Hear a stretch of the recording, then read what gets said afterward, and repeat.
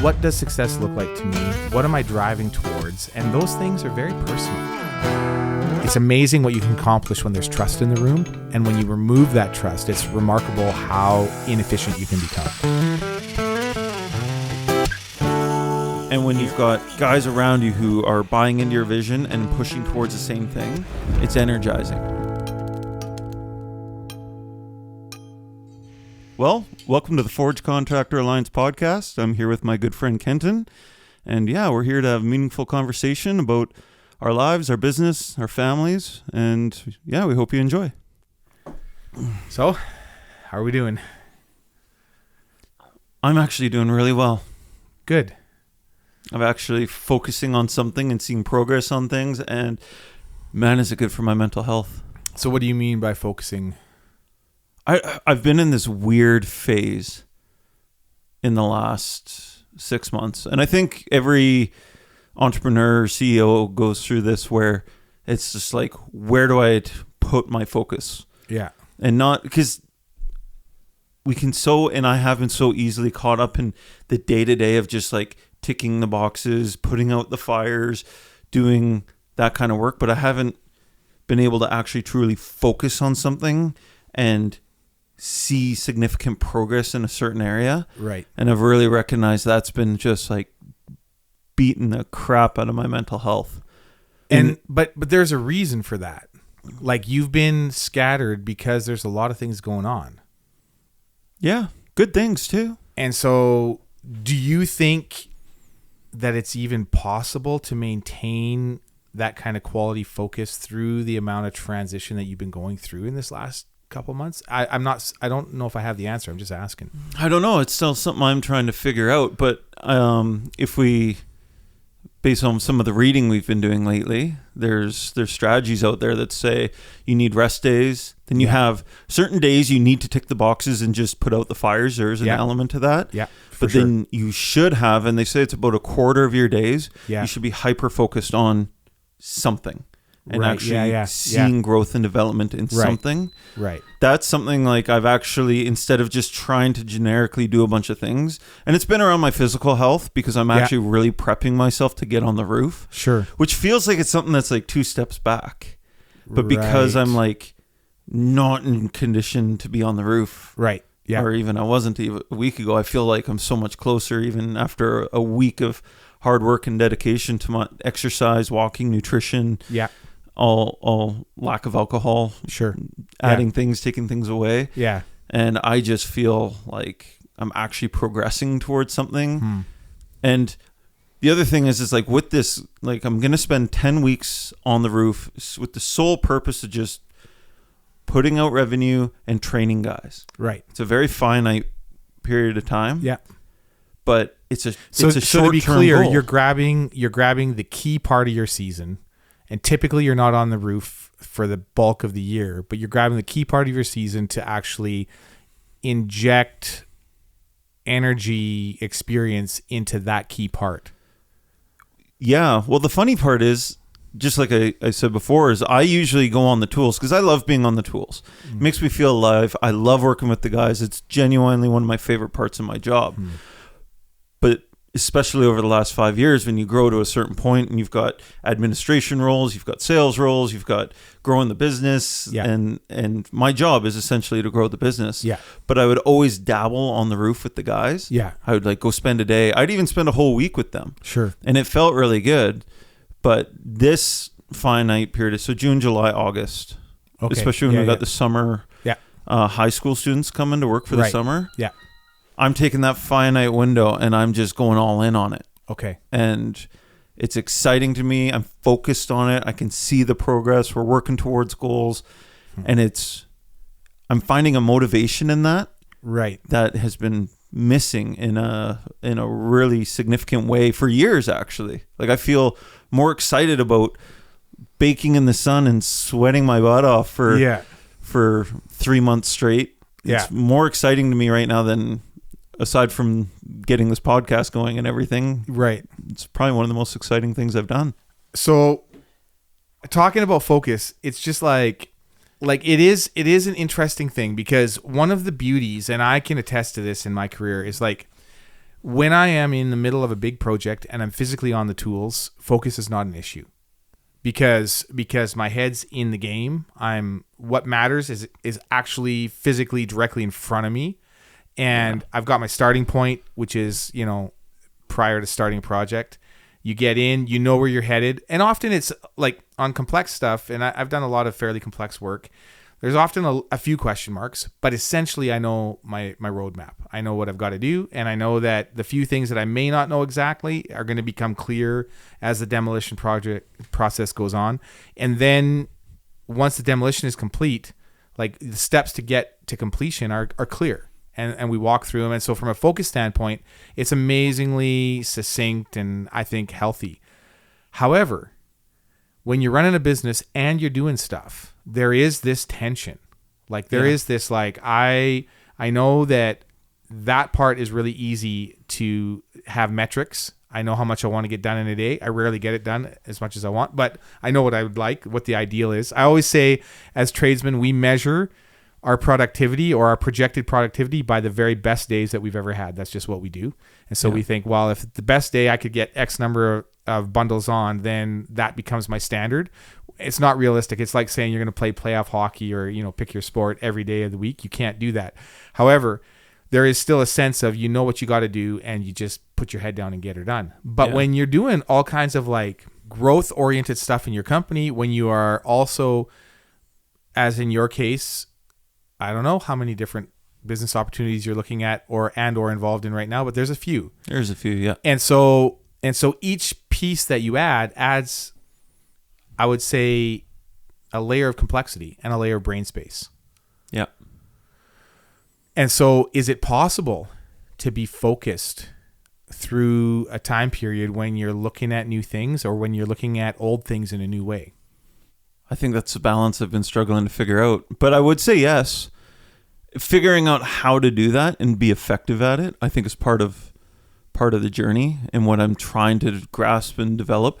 And even if there's certain business models out there where you have 90-day meetings and you make 90-day goals. Sure. And you focus on no more than 3 things in those 90 days. Right. And I've read a book on all this very recently, and it's very relevant and I get it, because it's like you and your team are working towards 3 very specific goals over 90 days. Then you meet again, you review, and you pivot, and you set your next 90 days. Right. And when you have a finite amount of time like that and not too many moving parts, that's one of the biggest things that I need to, and I think that's why I've got excitement right now, is because really right now I have 2 things in my world that I'm super keen on. And one is exactly what we're doing right now, getting this set up and going, and I'm genuinely excited about this, and I feel like we're finally actually producing something that's going to come to fruition here shortly. For sure. And the other is, like, oddly enough, just putting on my tools. But it's such a different mindset. I've hated putting on my tools and just work. I love working with the guys, but in so many ways I feel like I'm an imposter when I'm joining my guys on the job. I feel like I'm like trying to work with my foreman and in his systems and with the crew, but at the same time I'm also, they don't exactly like giving me orders and telling me what to do. Right. Yeah. And I'm also, I trust them to do it. They're phenomenal in some ways, better than me in the way they do things, but the way I do things works very well, but it works for me, and it'll be good for me to help train up guys. Totally. And instill some of my values into them, so when they go work with the other crew, then they'll be prepped and ready to go. They're going to bring a skill set. It reminds me of a story that I remember when I was a kid. I mean, both you and I started companies around when we were 19. We figured out the other day, we hadn't really looked at that, but almost a generation apart nonetheless. When I was probably 21, 22, something like that, I had been asked by a local church to kind of foreman a charity project and redo the roof on a pretty extensive, large building. And I think I was about 21, something like that. And so I was competent. I had been running my company for a few years, and I was competent, and they asked the right guy. Like, I don't think that they were wrong in asking me. I was hungry enough to just want to do this and wanted to chip in. they gave me, I think, 17 volunteers. Oh boy. Which is pretty wild, because not only are you like, there were some guys with construction experience, but not specifically. And it was a multitask. We were putting in insulation. We were ripping off like the building system of this building because it needed to be improved. Ripping off the roof, getting into the insulation side of it, adding insulation, building it up, resheeting it, and then re-shingling. So there was enough components that we could, so long as someone had construction experience, they could lead a couple guys. And so I kind of divvied up all of the different roles, and we were doing really well. Like I was actually super quite pumped that we were actually working and getting stuff done, and it was efficient. I mean, not saying, the one dude I can remember was all of a sudden sliding down the roof on a sheet of plywood like a sled.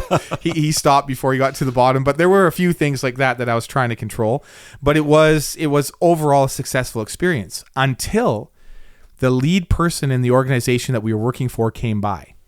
And he jumped up on the roof and he wanted to assist, but he didn't want to just assist. He was a leader.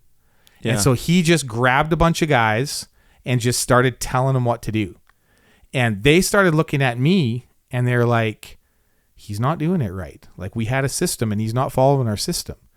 And I had no idea how to respond.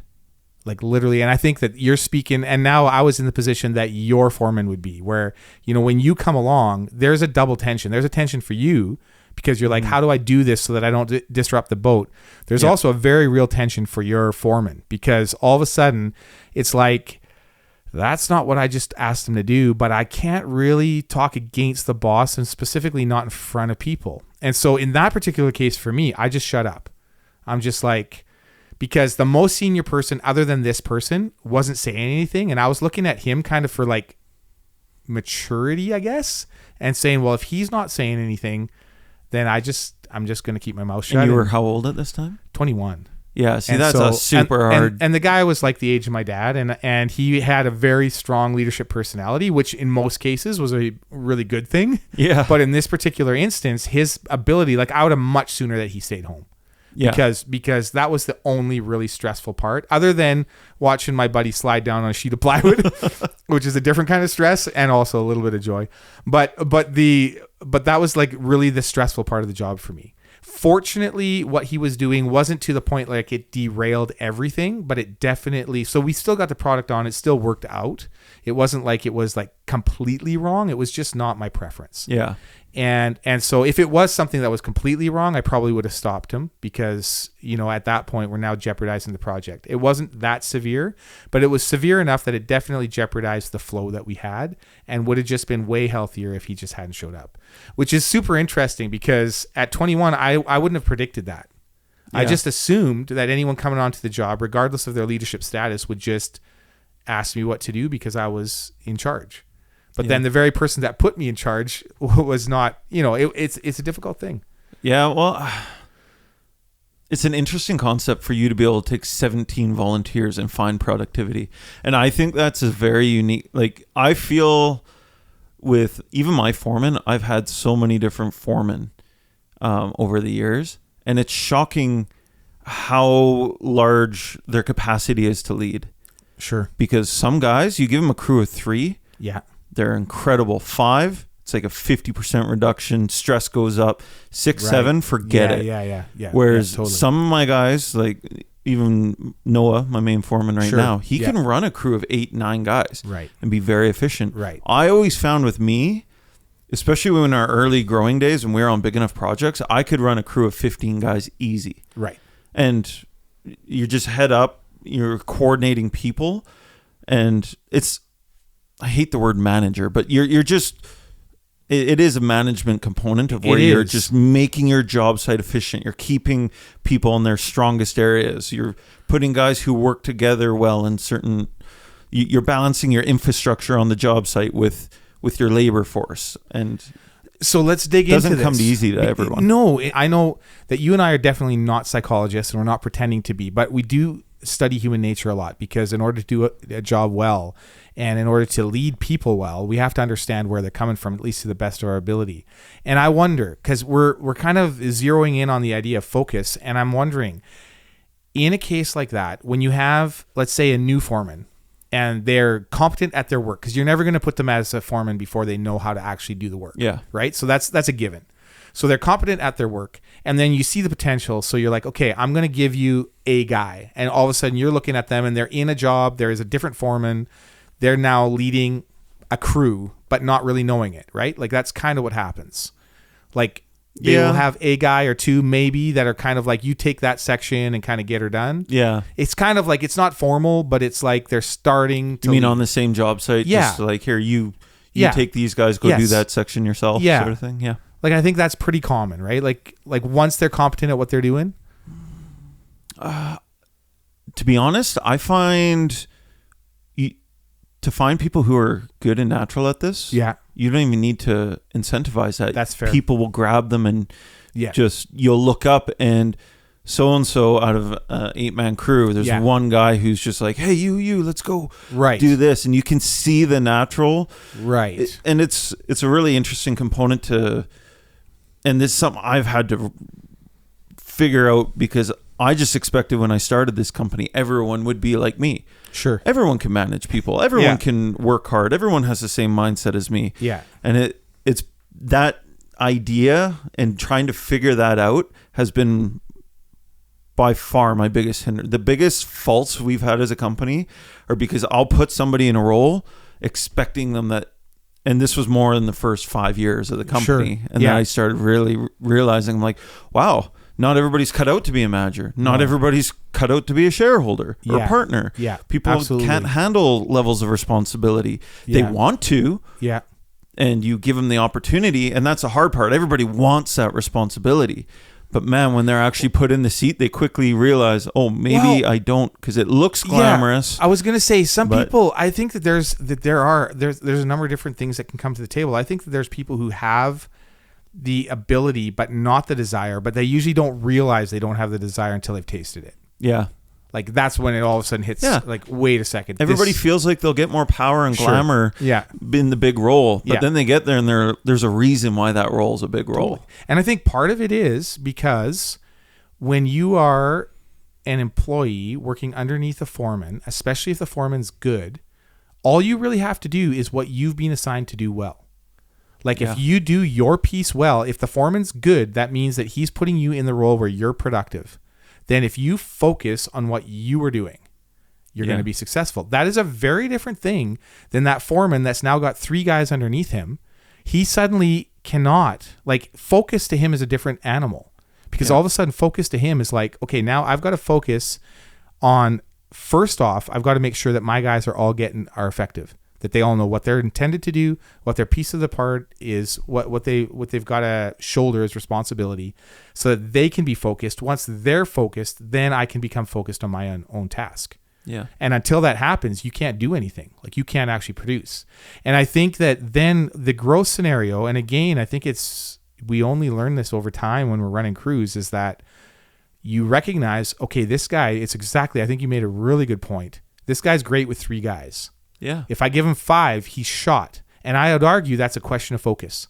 Like, he's able to assign the different like job descriptions to those people, and then there's a piece of his mind that is now occupied on them, regardless of what else he's doing. Because a good foreman, there's always, like, in the corner of your eye, it's like they say, how does a mom know what her kids are doing? But a mom's brain is always working on multiple levels, because a mom's always thinking, where's my kid? Are they safe? Are they good? Are they polite? Are they clean? Depending on the type of mom. But I think that there's a piece that's always occupied on those people within your crew in order for it to be a productive day. And so, but then for certain people, and I would argue, and this is, and again, I'm willing for pushback here, but I would argue that some guys can only handle three guys underneath them because that's how far they've matured. And other guys, that's their max. I maybe for some, I think there is a certain component of it that you can grow into it. Yeah. A little bit. Yes. But there is a natural managerial, like, to me, it's a talent. It's not just a skill you can learn. Sure. Maybe a little bit. Yeah. Because everything you can learn, everything so much, so quick. when it comes to obtaining a skill, Yeah. I think high quality managers and leadership, it's a God-given talent. Yeah. And if you, again, not completely, there is an element of maturing into it, getting experience with it. Yeah. That's all totally valid. Yeah. But there are some people out there who are just built to lead and can naturally, and I've seen this with one of our young guys coming up right now. Right. He can grab a crew of 5, 6 guys. Yeah. And he's blowing our mind. And he's a kid. He's and no previous leadership funny, experience right? at all. Yeah. It's a mindset thing, and it's also and you wouldn't have hired him for that role either, if I'm right. Just hired him as a laborer. Yeah. And he's just, you give him some opportunity and give him some guys, and every time we do, we're like, oh man, this is very refreshing, because he's getting jobs done faster than we're scheduling them. Even top quality, happy customers. Wow. And this is a kid who's only been with us a couple of years. Which is a gift. It is. You know what? I had a guy explain this to me once. He said that in our brains, and this is really like layman's terms, but work with me. In our brains, we have cow paths, which are like these little trails that we can go down, but they're not well developed. And then we have like four lane highways. And he said, you can't try to take a cow path and turn it into a 4-lane highway, because you're just simply going to be frustrating yourself as long as you're trying that. But if you take a 4-lane highway and try to turn it into a 6-lane, you can do that. Yeah. And I think that's what you're saying. It's like, if you are a cow path when it comes to leadership, then your max is going to be maybe one guy, like at best. Yep. And even that will be a stretch. Whereas if you have the capacity and you're a 4-lane highway in your mind, you're like, it comes naturally. It can be developed and improved, but you can't expect that guy with the cow path. Like, it's not a fault. It's just a personality. It's like, you can't say, what is your problem? Like, why can't you lead? Like, I don't think that that's the right discussion. It's like, okay, we're going to find a place for you where you can focus. And I think there's so many things attached to this, and I want to stay focused on focus, but I think that like, there's so many things that we can do wrong around this as business owners, because we often can promote people beyond their competency, and then we can literally frustrate the heck out of them because they were excellent in what they were doing. Yeah. And all of a sudden they've been given more responsibility and more prestige and more honor, but alongside of that comes that responsibility and necessary growth. And if they aren't geared that way, it can take a wonderful employee and literally be their death knell in the company. Yeah. Yeah. And this is where us as a company and my leadership style, I could never be a part of a union. Right. Because one of the things I love the most, nothing would hurt me more as a leader than seeing this kid who's been with us 2 years right now being capped off because of his seniority. Yeah. That would... Yeah. It would hurt him. Totally. It would hurt the growth of our company. Yeah. I wouldn't even be able to retain him. He'd be like, forget this and go work for a non-unionized company where he can develop. Rightfully so. And I know unions have their place, and it's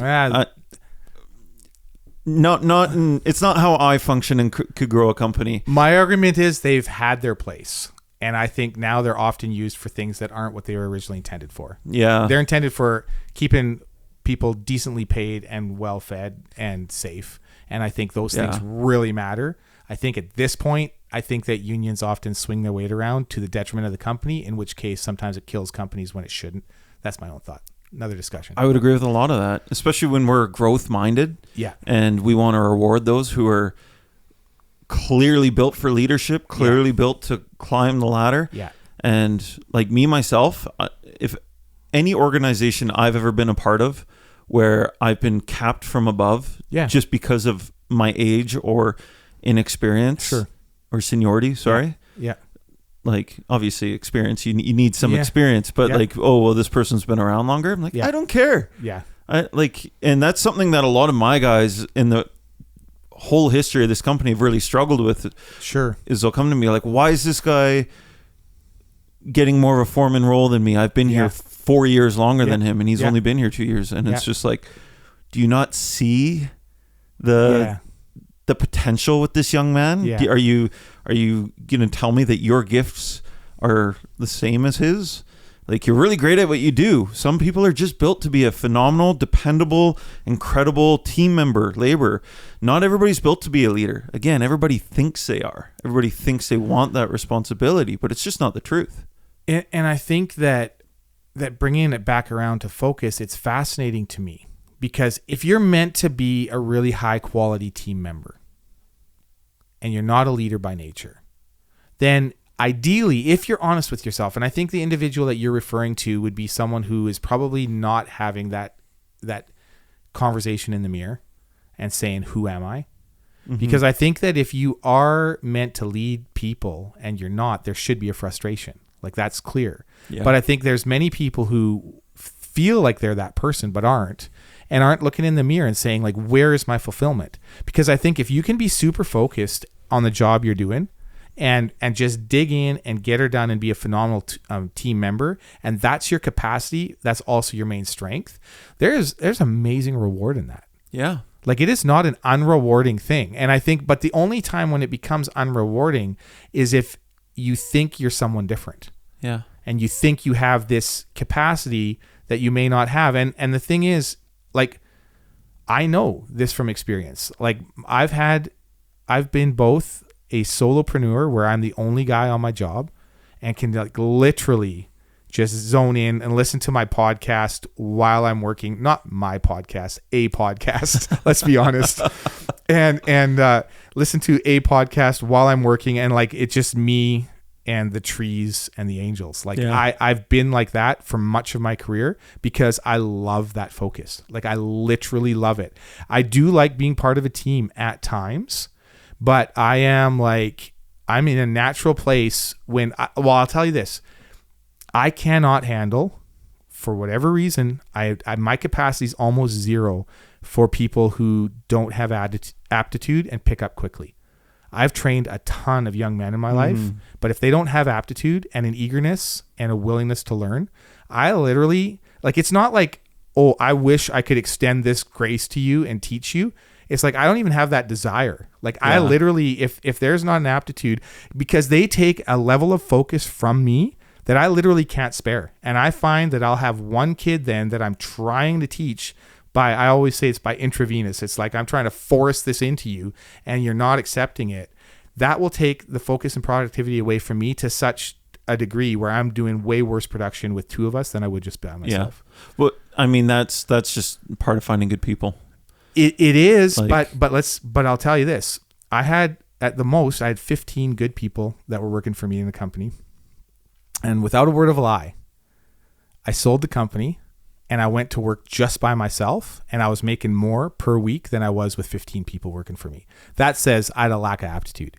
And a lot of that had to do with focus, a ton of it. But even from Ridgeline's perspective, the times we've struggled the most is when I have people on my team who are only, and they're very skilled, they're good people. It's nothing against it. I'm not saying they're bad people. Sure. But they, like the exact attributes you were talking about earlier, they weren't big picture focused. They weren't growth mindset. They weren't looking out, and they didn't care about the production and the success of the company. They were just there to fill their time card. Right on. Yeah. And whenever I've and it's really hard because some of them are friggin' skilled workers, right? Yeah. And you want them to succeed, and there's a ton of potential with them, but I've let those people linger too long in the company, in some cases way too long. Sure.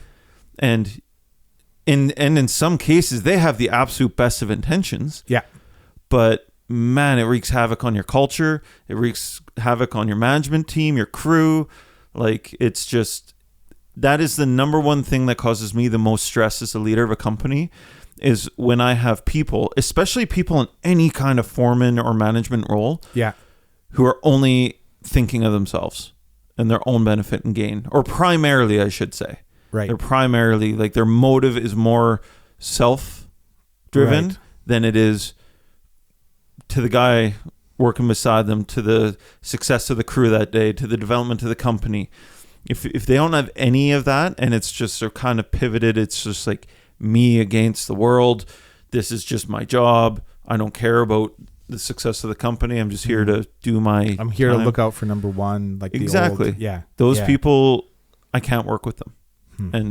And when they do, and sometimes because they show up, and when they do, they're the number one cause of strain and stress in my life, in my job, I should say. Life can be stressful in other ways. Well, fair enough. So that it's interesting. I wanna press in a tiny bit more to you, like saying that you're comfortable having 15 guys on the job with you and making sure that they're productive and there's the right rules.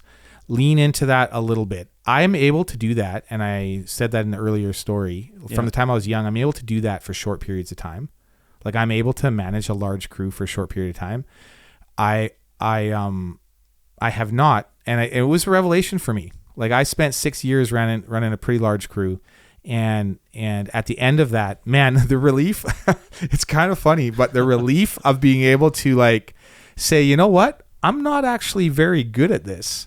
It was a testament both to a number of different things. It was like, okay, I'm probably a lot more stubborn than I thought I was, because I really should have caved on that quite a lot earlier.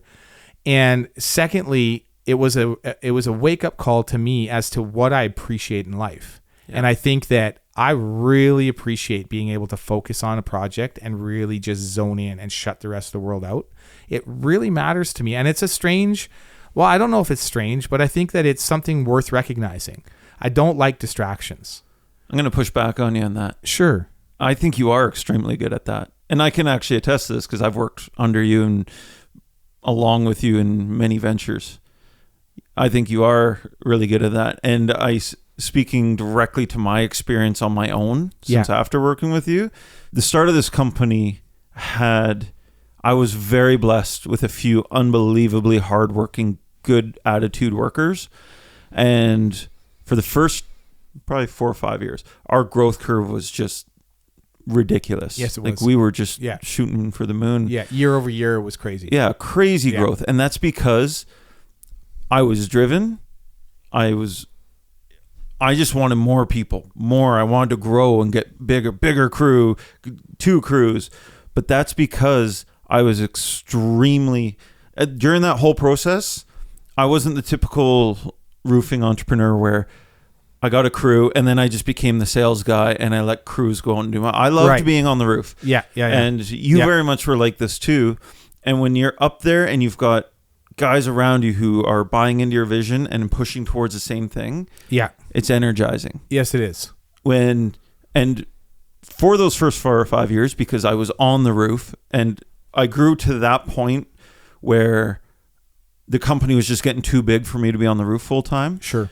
And what happened was for that first 5 years, I was unbelievably picky about who even stepped foot on my job site. Right. If someone stepped onto that job site and they weren't like, let's go. Yeah. Like, let's get this done. They weren't buying in. Like, because we would make absurd goals and try and do high volume every day. Yeah. And it might have been a little excessive, but we did it for 5 years and it was the happiest my culture had ever been. Right. And it was just phenomenal. As soon as I stepped off the roof and started trying to grow the business, I didn't know how to, and again, my guys didn't have, some of them who were in charge didn't quite have the management capability to run crews the same way I did. And we started letting in guys who were just filling in a role.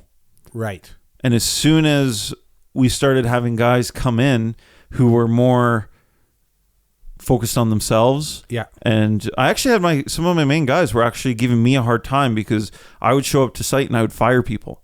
Right. They'd be like, you can't just show up and fire people. And I'm like, but they're not part of the vision. They're not going towards where we're going. Right. And man, those following few years were hell.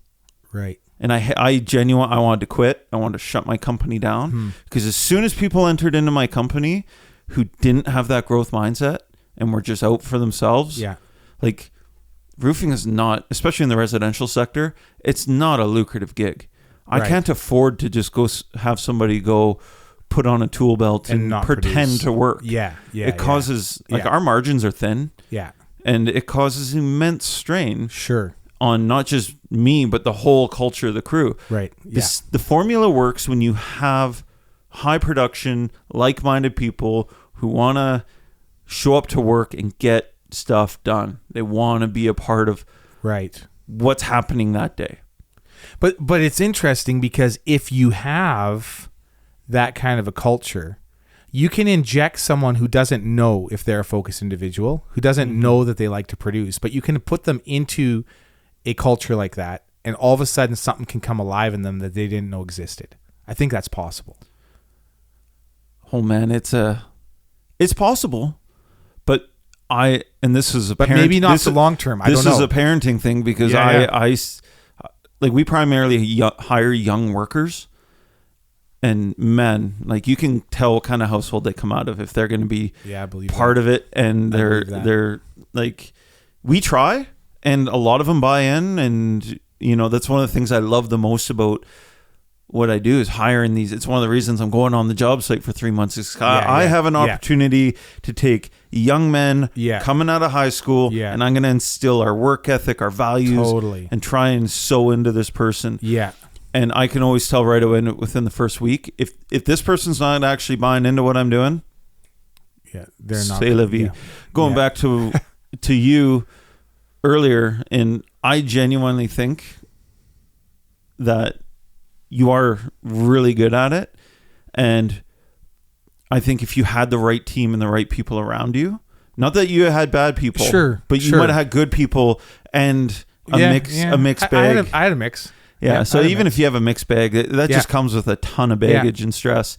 And I think that in our little comparison, I think that in my mind, the ability to lead or to foreman for me is like a 2-lane highway. It's not a cow path, so it's not like it doesn't exist in me, but it's not like my main strength. And I think that after spending 6 years trying to do that, the amount of refreshing I found in dialing my business back and just focusing on what was in front of me, it was actually quite like I actually, like selling my business was not something that I essentially wanted to do at the time. I just felt like in my assessment, I would need to change in ways that I didn't want to change, particularly in my focus. Like I'd have to change my focus and how I dealt with people and some of the things that really mattered to me.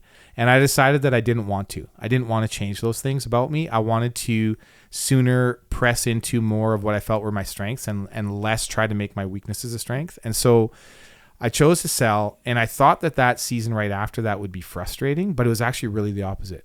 Because I immediately was hired by a guy to do a job, and I was hands-on, and I just sunk in and just like did a complete home reno from top to bottom. And it wasn't even my gig. It wasn't even something I really wanted to do for people, but it was there. And I said, sure, I'll do that. I gotta put a tool belt on and do something. And so I did this, and immediately my focus came back. It was clear. And I think that, that since then I've worked with a lot of crews, but what I've done is I've kept them small, and I can tell you definitively for me, it's just a lot more joy. I go into a day with 3 guys that really want to produce and me, and oh man, we can move the world.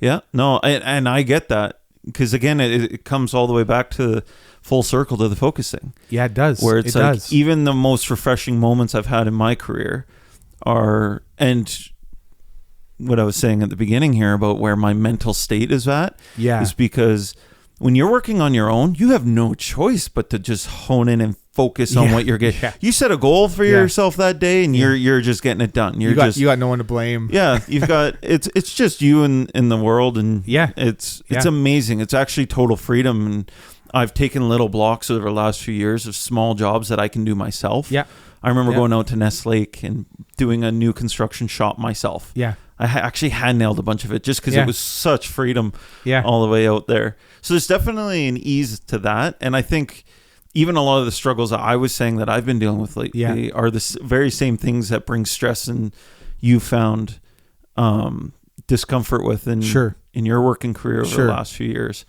Definitely everybody has their different levels. Definitely has their and preferences. Yeah.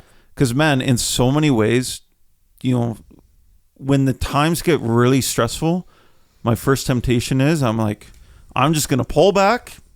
I'm just going to run my own crew. Yeah. And life will be great because it will be. Yeah. Because easy. Yeah, sure. It's like your overhead costs come down. You just line up work in front of yourself. You get a helper or two. Yeah. Life is easy. Trying to run a business it's a whole new world of stress that I'm still trying to figure out. Yeah. And even trying after 10 years, like having seasons of just like lack of trying to, it's one thing to have focus, but exactly where to narrow it in certain seasons is something I'm still 10 years in. And Ridgeline's a very successful company. Yeah. Like it does really well. We're in two markets. Yeah, your market share is solid. We got a strong brand. I got a great team. I got phenomenal guys around me. Yet when it comes to my own preferences in the day, the most exciting thing for me to do is go start a second crew where I can do roofs, because it's simple, it's focused, and on top of that, for developing the company, I'm training young men. I'm bringing revenue in. It's like a win for me as an individual, and it's a win for the company because I'm going to bring in some cash. Yeah. For you and me right now, we're expanding into different areas. We're looking at a lot of different things. And I think we're going to develop a new rhythm over this next season of our life that focus will be something different than it's been in the past. What we focus on is going to have to change. Yeah. And if it doesn't change, there's going to be a really deep frustration because we need to. And I guess one of the things that I think is relevant to who we are, as well as what we're trying to communicate, is that from an academic standpoint or from a large business standpoint, a lot of the ability to focus comes from delegation. If you're able to delegate the things that aren't in your main strengths, if you're able to just like let those things go to people that can do them better than you, as good or better. That's a big point. I mean, often they say at least 80% is good, but the truth is often it's better. Then you can focus on the things that matter. But I think the point that's interesting with what we're talking about is that as small business people, we don't always have that opportunity. We can't just delegate away our weaknesses. And so sometimes there's going to be some distraction that we can't let go of, and at least for a season. Overall, you don't want to carry something that you shouldn't be carrying for an extended period of time. Mm-hmm. But I think as a small business person, there's going to be, I mean, to be honest, I feel like there's a period of time when you start where you think you can do everything. Like I think that when you're young, if you start young enough, you're just like, yeah, of course I can do that. Yeah, just throw it at me. Like, let's go. As you grow and realize that, hey, some of these things you're just not going to love, you're not going to become great at, then to absolutely delegate those is better. Yeah. There's an old saying that our focus needs to be treated like an athlete, where you're training and developing and you're growing yourself a significant amount of your life, so that when it's time to perform, like when it's time to produce and perform, that's what you're working with. Your day-to-day is getting ready. You're prepping yourself for the times of focus, so that when you are actually taking the time, and it doesn't necessarily have to come from a perspective of training, but also a perspective of rest. Athletes need rest. They need recovery. Yes. They need to build skills. They need to build their body. They need to build their mindset in order to, when it's time to focus and perform, then let's go. Like, so, and this is something that I've really been trying to figure out in my own life lately. It's like, how do I do that? How am I building, like, where am I getting good returns for my time, so that when it's time to focus, I'm actually as effective and productive as I can possibly be. That's good. So. And I think for me, I believe that honesty with yourself is critical. Like, I think that A-type people, we feel like we can do anything, and we feel like we can do anything as good or better than most. It's not actually true. And I think that when you start to focus on things that you have aptitude for, or that you're meant to do, in a sense, whatever that means to you, something changes. You sense a different, I think there's something deep inside that resonates with productivity when you're really focused and zoned in on something. Yeah. And I think it's a compliment to how we're built, is that when you can find that, and it's worth pursuing. I think it's worth pursuing something that you love to be focused in. And it's not necessarily that you love every step of the process or even that the focus always comes easy, because there's times at which it's just life is distracting. Yeah. And so there's times at which it's hard to focus even on something you love to normally focus on. But I just think the value of focus can't be overstated. Yeah, I agree. And one more side note on this, and I think this is we could probably have a whole conversation around this alone. If you're not focused, if you're not experiencing, it's the most life-giving thing you can do in your own life, and it does apply to business too. But if you're not focusing and being extremely productive in certain areas, you'll be able to tell, because your brain is going to instantly go to comforting dopamine releasing things. Yeah. And this is something I've experienced. All my temptations, all my addictions, scrolling on YouTube, scrolling on Instagram, TikTok, alcohol, you name it, anything that's a comforting dopamine releasing thing in my life. If I'm not highly focused, those things, even eating, they rule my life, and I have very little control over them. Right. Whereas when I find myself in an area of focus, I don't even think about those things because my brain doesn't need them. Totally makes sense. It's just And as tradesmen, man, that's like we have a big chunk of the answer right in front of us. You know, if we focus on the project at hand, chances are that a lot of other things will fall into line. Exactly. It's awesome. All right. Good.